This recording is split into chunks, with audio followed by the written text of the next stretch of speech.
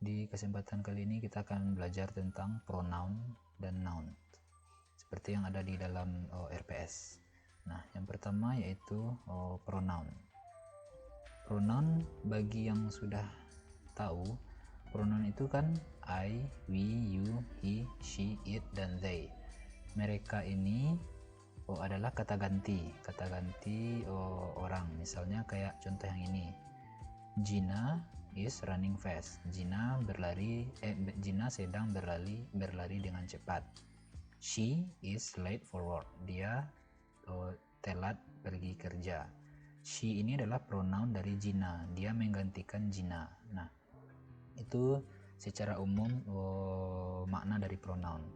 Nah, pronoun bisa menjadi subjek, bisa menjadi objek, tapi bentuknya berbeda. Kalau pronoun subjek, dia adalah I, we, you, he, she, it, dan they. Ini adalah pronoun yang berfungsi sebagai subjek dalam kalimat. Kalau subjek itu kan, kalau dia ada kata kerja, kalimatnya ada kata kerja, berarti subjeknya melakukan kata kerja gitu kan. Misalnya kayak I go to school. I go, berarti yang pergi ke sekolah itu adalah si I atau saya gitu. Itu yang pronoun subjek. Sedangkan pronoun objek yaitu me, us, you, him, her, it, dan them. Nah, karena dia pronounnya adalah pronoun objek, maka dia muncul sesudah kata kerja.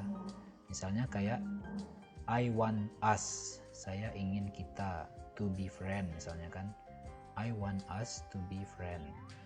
Nah, us itu kan I want us diinginkan oleh si I, berarti us itu kedudukannya sebagai objek. Nah, contohnya di sini yang lain, Emma is a professor. She has a PhD. She adalah pronoun dari Emma dan dia menjadi subjek di sini karena dia berada di awal kalimat dan juga yang melakukan tindakan dalam kalimat ini yaitu memiliki gelar PhD. Nah, Emma pronounnya she. Nah, sedangkan ini Bill is a kind person. I like him very much. Him adalah pronoun dari Bill dan dia berfungsi sebagai objek. Nah, contoh buktinya aja dia terletak sesudah kata kerja I like him. I subjek, like kata kerja atau predikat, berfungsi sebagai predikat, lalu him yaitu pronoun yang berfungsi sebagai objek. I like him very much. Nah, terus yang lain contohnya Marcella has a new blue car. New blue car digantikan dengan it. Nah, walaupun ini warnanya biru, seharusnya ini dia sebagai subjek ya, bukan objek kayak gini. Jadi it is nice ini, it adalah subjek, pronoun subjek pronoun yang menggantikan new blue car. Nah, gitu. Terus ada juga subjek yang dua orang, pronounnya dua, kayak Ahmed and I. Ahmed and I dia sama-sama menjadi subjek walaupun dia ada tiga kata. Jadi subjek itu kan terletak di awal kalimat dan ada sesudahnya predikat. Bisa kata kerja, bisa juga to be.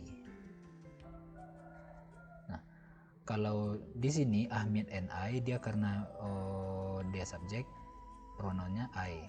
Kalau dia jadi objek, pronounnya adalah me, kayak gini. Nah, jadi itulah kira-kira perbedaan subjek pronoun dan objek pronoun.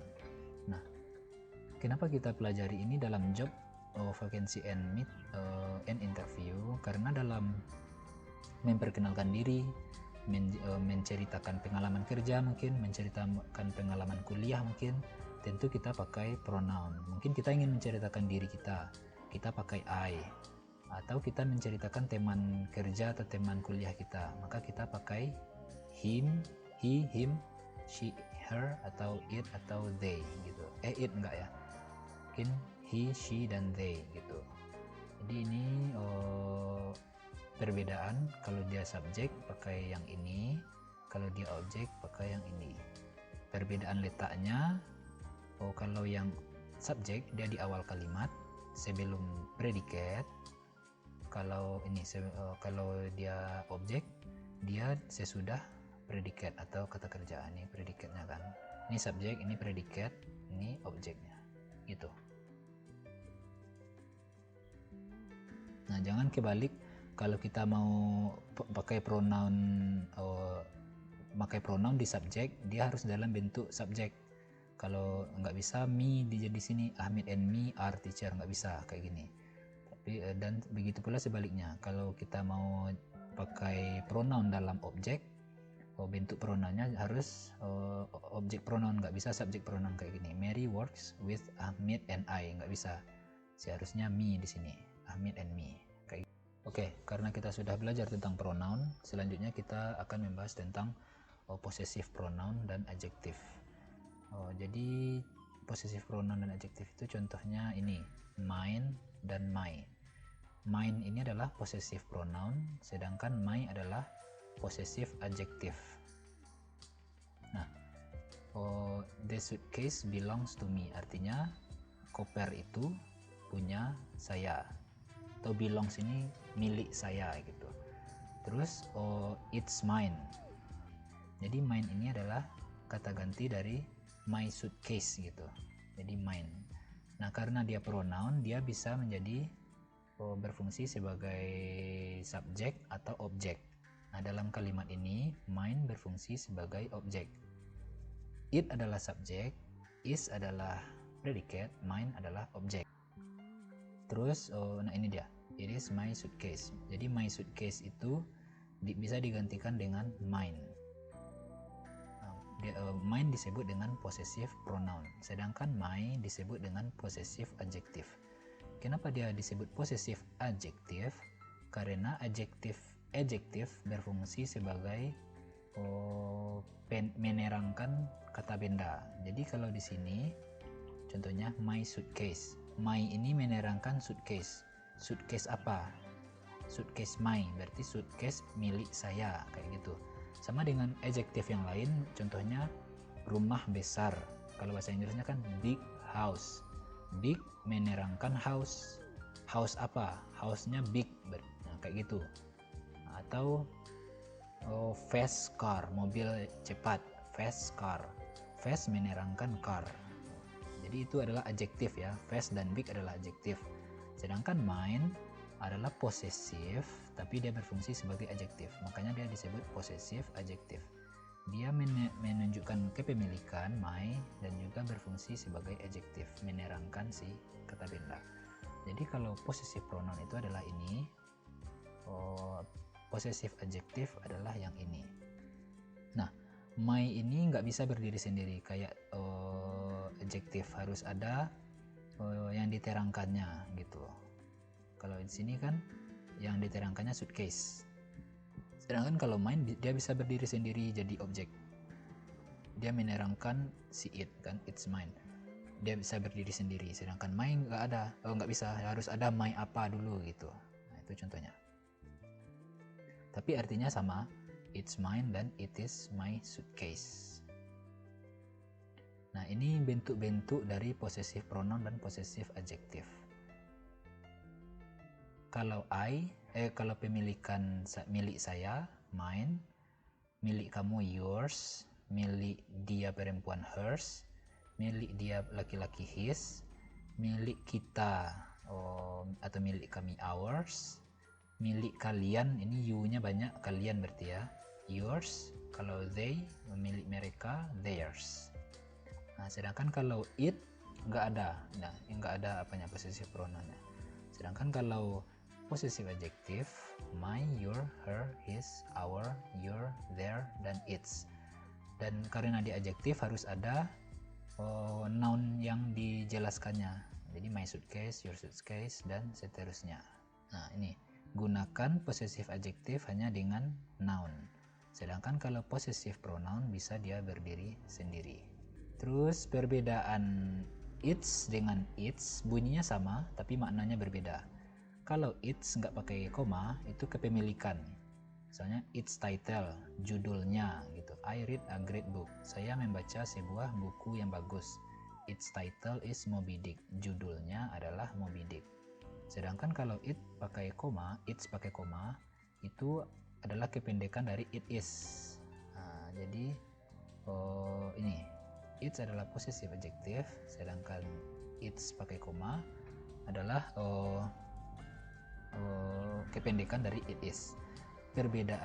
Bunyinya sama, perbedaannya hanya terletak di konteks kalimatnya. Nah, kayak gitu. Misal selanjutnya adalah reflexive pronoun, masih tentang pronoun tapi dia refleksif. Reflexive pronoun itu untuk pronoun yang menggantikan diri sendiri atau orang lain, kayak gitu. Misalnya contohnya, they can see themselves in the water. Mereka bisa melihat diri mereka sendiri di air. Themselves ini adalah reflexive pronoun dari they. Dia menggantikan they. Dia adalah pronoun dari they. Jadi ada macam-macamnya. Ini dia. Kalau I, myself, you, yourself, she, herself, he, himself, it, itself, we, ourselves, you, yourself. Kalau you, kamu, yourself. Kalau you, kalian, yourselves gitu, yourselves bacanya. Jadi kalau yang jamak VES di akhirannya, bunyikan S-nya. Kalau they, themselves.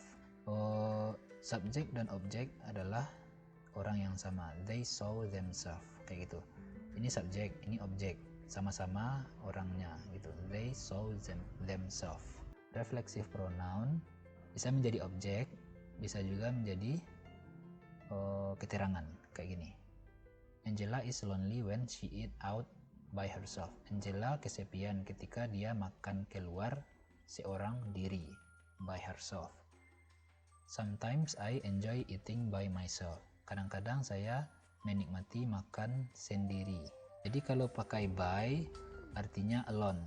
Misalnya dalam dalam interview, I usually do the task by myself. Saya biasanya melakukan tugas sendiri, kayak gitu. Atau I can finish every task by myself misalnya. Kalau ingin menunjukkan kemampuan diri kita ya,